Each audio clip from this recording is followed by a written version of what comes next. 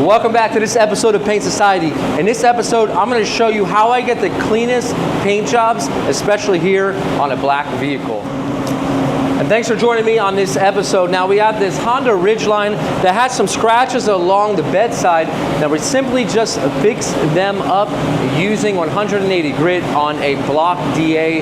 Now once we got it all nice and sanded, we used our Milwaukee sander, got a nice 320 grit scratch, got it all completely sanded down. And on the bare metal areas, we used a treatment wipe for the bare metal to make sure that it was protected. And then we could simply just follow it up with some 2K urethane primer. That's what we have here, a 600 grit sanded, ready to go bedside, and we're going to show you how we make it so clean, just like this. So what we have here is the primered area. We have a couple burn throughs here to the bare metal. That will happen. We did go ahead and already re-wipe them again. Now, what do? Sealer, or do we go right into the base coat? Well, that's a great question, and most of you are going to want to jump right into the base coat. What I'm going to do is I'm going to jump into the sealer coat, especially because we have some of these burn throughs here, and the sealer coat, believe it or not, is going to get me a cleaner job if I'm spraying in a spray booth, because I'm going to have less coats of base. I'll be able to cover this in maybe 1.5 coats of just straight up base coat and 1 coat of actual sealer. It's not all about the panel you're painting that gets you the cleaner job, it's around you. You can see we have the Like 90 pig mat. It's due for a change, but it does hold down the dust particles. And the tape job is a pretty decent tape job. There's no openings for any sort of air to be moving around. We're not in a high-tech downdraft booth, so you can see we have a little fluctuation of the plastic moving towards the back. But all of our overspray will come over and into our exhaust, and we're painting a little bit closer to our exhaust. However, I still have gotten really good results by painting right underneath the intake. So that comes down to my question to you. Where's the best place to paint in your paint booth? Some paint booths are a little bit better than others as far as finding the sweet spot. Of course, you know that best, so let me know down in the comments where the best spot is for you. Here back in the mixing room, we're going to be using a color build sealer. This is black, so it gets straight up mixed by itself. We've already put in our sealer hardener, and this is our reducer. We've already mixed it up according to what it should be mixed up, but we're going to add just a little bit more reducer because I want a little bit of a thinner coat. I'm talking really only about 5% of the mix. That little bit will just help you a little bit on the black colors to help it lay a little bit smoother. Something that you don't need it to cover on. We've already got black primer. We're just going to be going over it with the black sealer, which is a non-sanding primer basically. That's all it's going to take. We're going to go ahead and apply it right now wet, and we'll show you how to do that. We're ready to spray. Now there's some things that are non-negotiable. A full paint suit, if you want to get a clean job, is really going to help you out. Everything's covered from head to toe. This is the Paint Society version. They also have the regular straight up collab version if you don't want to get the Paint Society one. But if you enjoy the channel, you want to support the channel and rep the merch, it's definitely a good way to do it. Now if I want a clean job, I'm always going to use a tack rag, and I'm not going to tack that much, believe it or not. The more contact with the panel, the dirtier your panel can actually be. So I also have another little trick here, but it's a very pricey one. It's a $2,000 trick. I hear these around $1,700 to $2,000. I'm not exactly sure. This is the Ion Star static gun. This is for like professional painters. If you're at home, don't go buy one of these because you don't need it. You're gonna have dirt, dust anyways without being in a filtration or filter booth.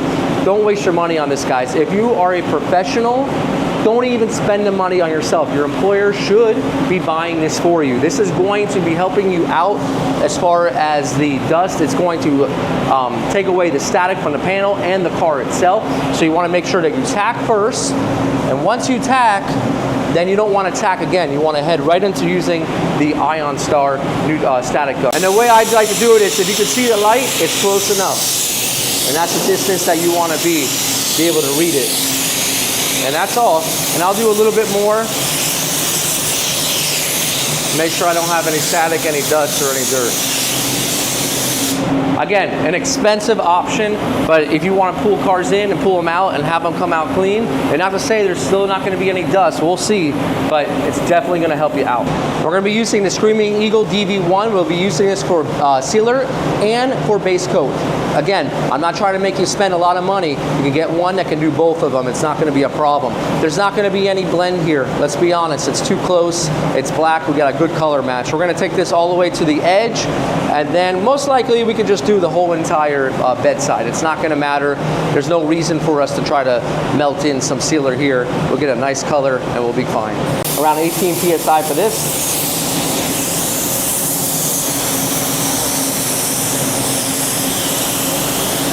Slow it down a little bit.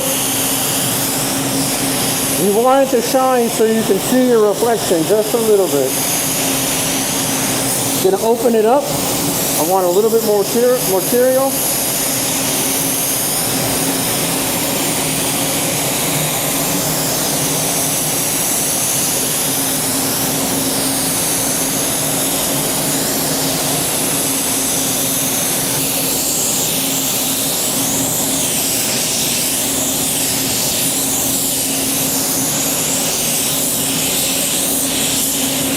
And that's it. With that little extra reducer, it's gonna flash quicker and it's gonna dry smoother. So we're not using this necessarily to fill in sand scratches, none of that. Your prep needs to be better than depend on filling in sand scratches. But I'm using this to get a uniform coverage here so I can lay down that base coat, smooth and wet, 1.5 coats, and that'll be it. All right, guys, it's been 20 minutes and this is all flashed off. Now, color build's a little weird, I noticed, because some areas it might be a little bit darker or more patchier than others, but this is 100% flashed off. On camera, it looks better than what it is, but it's a little bit weird. It's just, I don't know why it does that. Anyways, we have the base coat here mixed up. Now, let me talk to you about how I mix up the black base coat and some colors. In the option of the computer, you can mix it up to 70% reducer. You can do that in the Sickens system, which really helps it really smooth out. And I only do this if I have a color that's already been sealed, like black or something like that, and I'm just going right over it with black, so I don't have to worry too much about coverage issues. So if I come over into my computer in here, and over here we have two options for mixing. 2:1, that's regular standard, and then look at this, standard ratio 70%. And what that will do is add about 20% more into the mix, and that will help really smooth out that base a little bit. And that's something that's really been helping me out with my paint jobs for a smoother finish in the solvent line. I know water might lay a little bit smoother than solvent, but we have to kind of manipulate it in such a way to get us a better finish. Now with this, we're gonna do 1.5 coats, one full wet coat, and then a half coat. And the half coat will be from a little bit more of a distance, and since it's black, it will all be covered. And they always want you to use this in between every single coat, and I'm not gonna tack it anymore. There we go.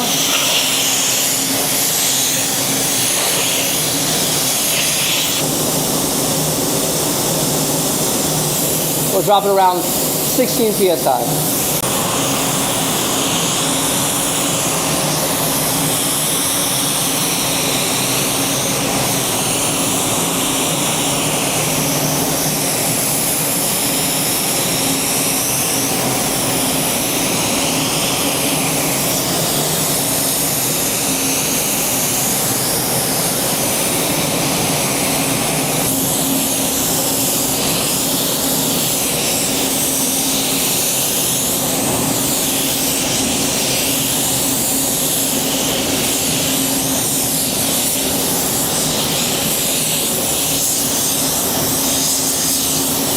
Now for a half coat, a little bit more of a distance.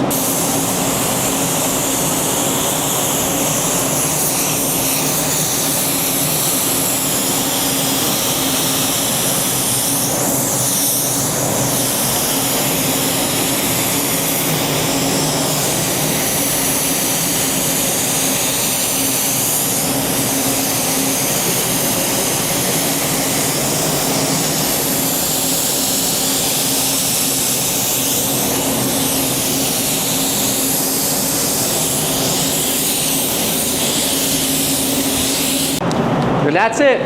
We're gonna let this flash 20 minutes under a bake of 120 degrees, and we'll see how it looks. It should look nice and smooth. We're sitting right outside of 20 minutes, and it's so important for all the solvents to come out of the material because we put a lot of paint on there between sealer and base coat.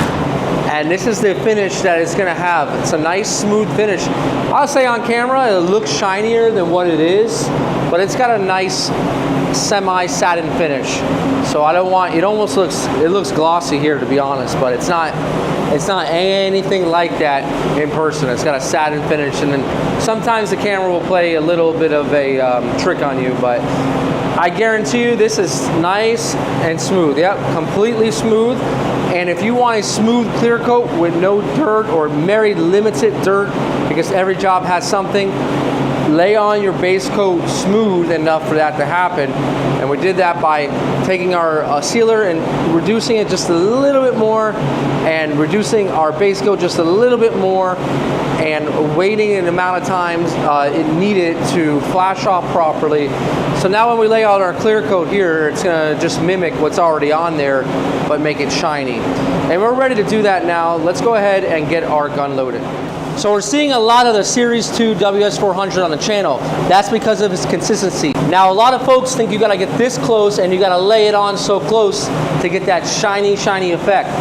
Really what we want is a nice OEM texture to it. You see, we want this panel to not stick out by being too flat, and a lot of guys think they need to make a show car on everything or every piece that they have.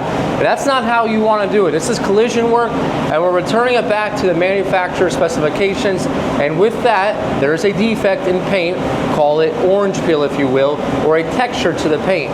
These are not show cars. Now orange peel is actually a good thing in some ways because it actually will hide from the factory or whatever paint job. If you have any little bit of questionable bodywork, your orange peel, your texture can do a little justice and it can hide it. But when you notice anything, if you cut it flat, you're gonna see any of those waves or any imperfections in the paint. So that is the way that the factory produces them, and usually that's how it comes out of the gun. And I imitate that same orange peel at 26 PSI and around, I would say 4 to 5 inches, maybe 5 to 6, give or take. Just watch the paint go on and don't get so aggressive with it right away. Also, I have not tacked this since the beginning. If you're in a booth, it's not really necessary, especially going edge to edge. There's not going to be any dry overspray on any of the panel.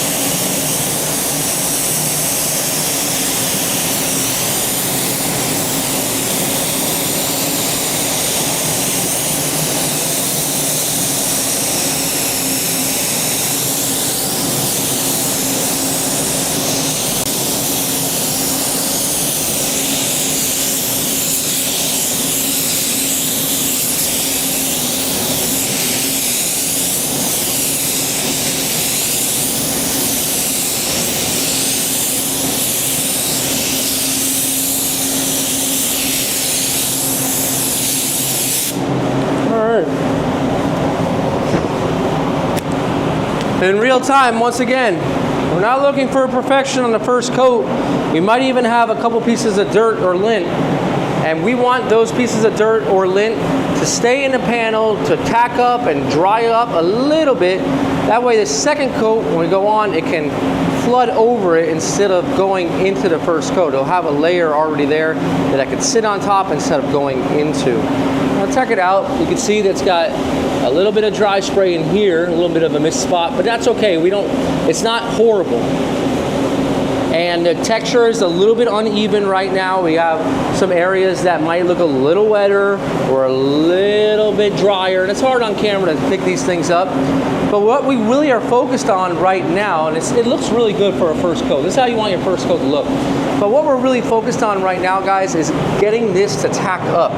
And to do that, if you are in a heated spray booth, because we're in a more of a production shop, heat is going to be more necessary.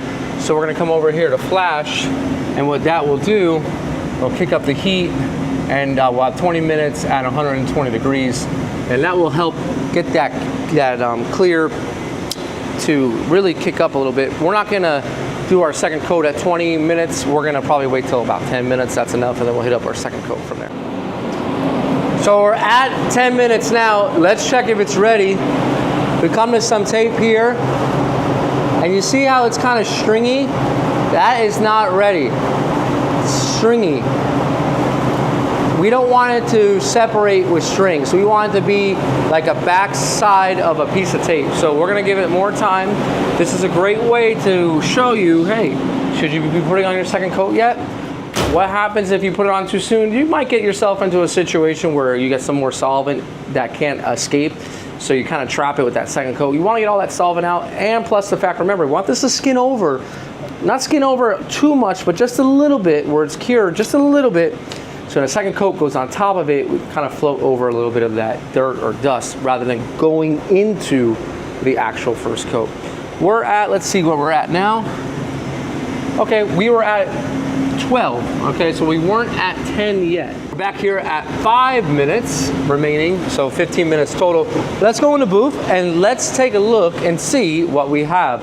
Hopefully by now that tape should be a little bit just tacky, but not stringy. Oh yeah, it's good to go. We got to jump on it. We don't want it to skin over too much because sometimes you can lose adhesion if you're waiting too long, but we're ready now. We're gonna go ahead and hit spray. Let's go ahead and jump on it. We're gonna go a little bit slower. We're gonna keep that 6 inches still, 5 to 6 inches I wanna be around to create that little bit of a texture, but still get it on wet. Let's go in there and get it done.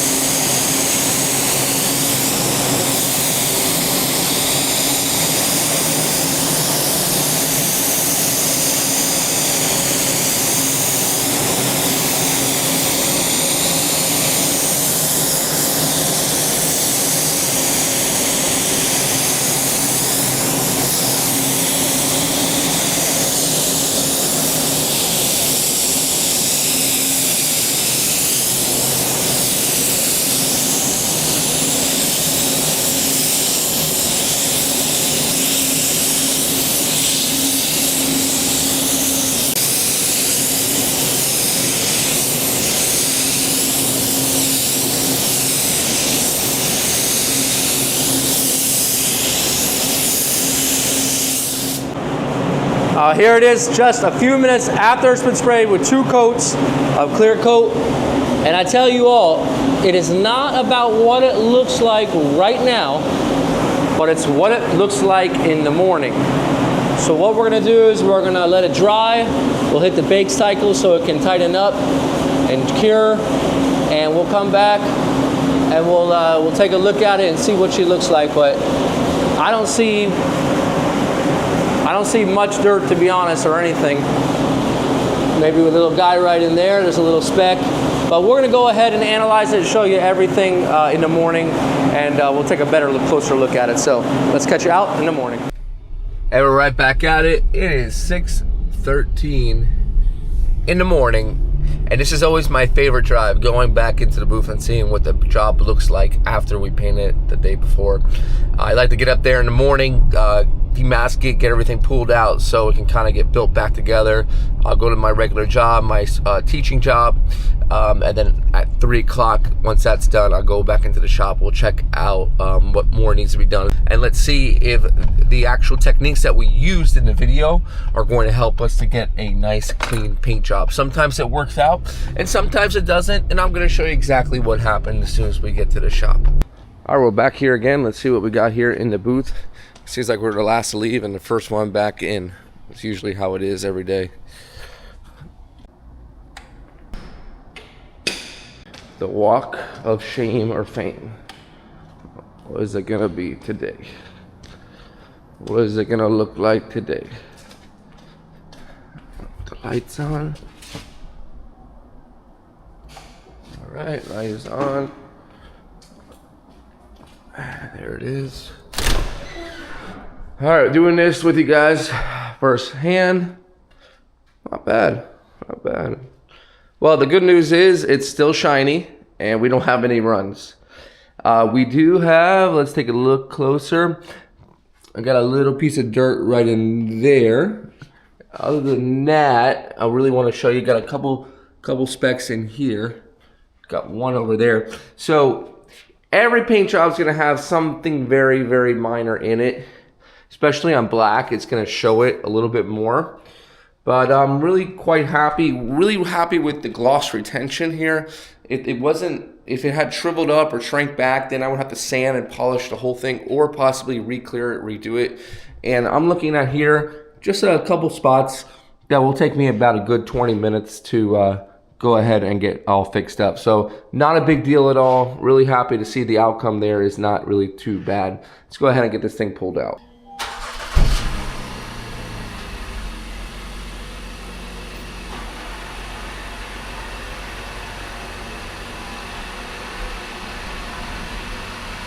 Very, very small.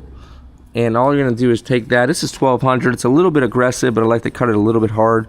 And you only have to do a couple passes at it, and then it's gone, instead of continuously going over it. So a couple passes with the 1200 tool cut, and that's gonna be about it on that. Now there was one right over in here, and I'll expose it by just going over it a little bit. You can see, so maybe a little bit of a contamination, tiny, tiny, tiny little fisheye. But these little guys you can sand out, because they're barely a crater. And sometimes that will happen, but we want to make sure we eliminate it. So a little bit of 1200 might require just a little bit more work than that dust nib, because the little fisheye is below the surface. But we can sand that out. Now this one over here, there's one here and one here. This one is similar to that, so I'll give it a little bit more. Now sometimes the block, since it's contour, you might have to stick your finger to do it. So a little bit of this will help to remove it as well. And it won't take much with this 1200. It is removing clear coat, so you want to remove it, and as soon as it's removed, that's it. You want to be done. There's another one over here. Expose that one. You can see that the head of the dirt nib's right there. So just a little bit of that. Get that knocked down. And then all of these will be followed up with a 1500, 2000, 3000 treatment, and then they'll go through the buff. And that's all there is to it, to removing the dirt. All right, that one's good to go. Can't feel it. You don't want to do too much with the 1200. Then I'll follow up with 1500 on a toll cut sander to minimize how big the pattern is of the actual sand scratch. And these guys down here.